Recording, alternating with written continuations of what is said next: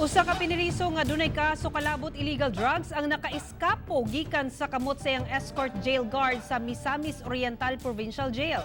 Dugang detalye sa report ni Cyril Chavez. Kini si Jun Ray Bango, 33 anyos, kinsa na priso tungod sa pagkalimbigit niini sa illegal nga droga. Apan gahapong adlaw nasibatan kuno niini ang yang escort jail guard. Gikan sa NMMC ang priso uban ang jail guard apan sa dihang pabalik na ang duha ngadto sa provincial jail.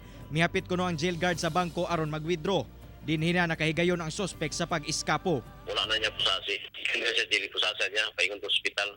Ihangyo ka siguro to diya sa Quezano. Kasi maulaw siya, napasalig siguro nga. Pusasi sir, total. Para siya, bangko numero man ikabulan, nabayran man akong sentensya. Nga na siguro. Iyang isang tangan. Tuntong ang gwardiya.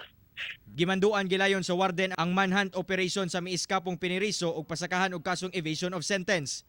Samtang mag-atubang og negligence in handling prisoners ang prison guard nga si Kokoy Abrio. Kaya na to, kuhan ka nang report na to sa taas. So, ang Governor's Office o Provincial Legal Office, muna na mo ka na napahala nila sa una nila basta kaya ato na to ang informasyon sa ila. Kauban si James Yap sa kamera. Ako, si Cyril Chavez para sa One Mindanao.